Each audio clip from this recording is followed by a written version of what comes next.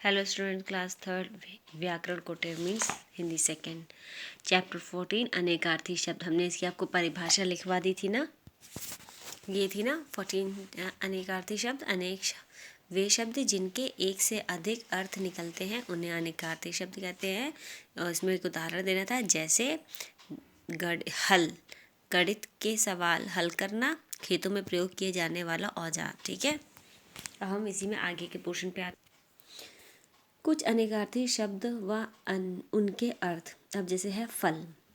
फल क्या होता है? खाने वाला फल भी होता है। क्या होता है? फल का मतलब लाभ भी होता है नतीजा होता है। क्या परिणाम आया? परिणाम। और फल तो जो होता है, फल को नतीजा कहते हैं, परिणाम कहते हैं। ठीक है। पर का मतलब पंख भी होता है, लेकिन भी होता है, और परंतु भी होता है। हम बोलते हैं ठीक है हम वहाँ चले जाएंगे, पर हम वहाँ क्यों जाएं? तो पर का मतलब क्या? लेकिन या परंतु, और इसको पंख भी कहते हैं। वर्ण, अक्षर, रंग, जाति। वर्ण क्या है? अक्षर है, रंग है, जाति है। कल क्या है? आने वाला या बीता हुआ दिन।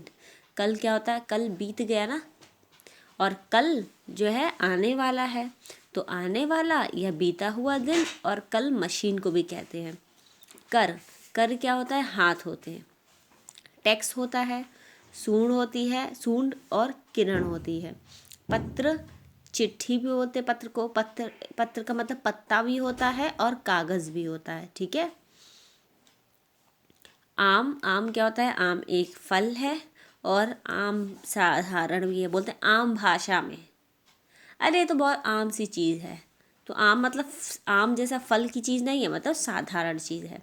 मगरमच्छ भी होता है, और लेकिन और परंतु भी होता है। अच्छा, हम ये काम कर देंगे मगर हमको क्या मिलेगा, बोलते हो ना। तो मगर का मतलब लेकिन, मगरमच्छ भी होता है और लेकिन परंतु भी होता है। उत्तर पे आते हैं। उत्तर क्या हो गई? एक दिशा हो गई।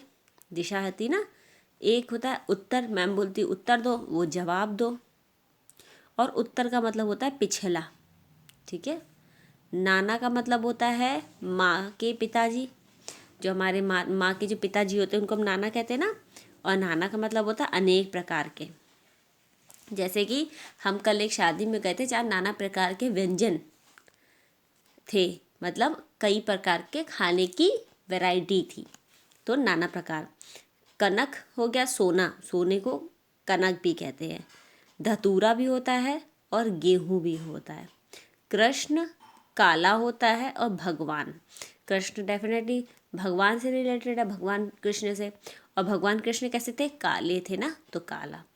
स्टूडेंट 1 से लेके 12 तक का जितना पोर्शन है ये आपको लर्न करना है, और अपनी कॉपी में लिख के इसकी पिक सेंड करनी है। ओके, हम इसकी एक एक्सरसाइज में आते हैं। वाक्य में मोटा शब्द जिस अर्थ में प्रयोग किया गया है वह रिक्त स्थान में लिखें। अब जैसे यहाँ पे क्या है? इस दुकान का उद्घाटन मंत्री जी के कर कमलों द्वारा होगा। कर का मतलब क्या हो गया? कर कमलों द्वारा, मतलब उनके हाथों के द्वारा। पैरों से नहीं करेंगे, हाथों से उद्घाटन करेंगे ना। एक धागा, वो रिबन होता है, उसको कैंची से कट करते ना।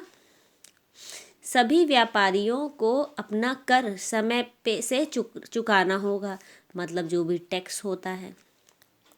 शादी में नाना प्रकार के स्वादिष्ट व्यंजन बने हैं, मतलब अनेक प्रकार के। मेरे नाना आगरा में रहते हैं, मतलब माँ के पिताजी, है ना, तो माँ के पिता। मुझे आपका पत्र मिल गया था, मतलब पत्र मतलब यहाँ हो गया चिट्ठी, ये टा है टमाटर वाला। गरीब लोग सूखे पत्र जलाकर ठंड में हाथ सेकते हैं, तो वहाँ पे सूखे पत्र जलाकर मतलब पत्ता जलाकर। सूखे जो पत्ते होते हैं ना, तो पत्ता यहाँ पर हो गया। ठीक है, तो ये आपको वर्क कंप्लीट करना है अपनी बुक में। एंड दिस इज, ये आपको 1 to 12 क्या करना है? लर्न करके अपनी नोटबुक में, कॉपी में, स्कूल कॉपी में लिखना है। Okay, have a nice day.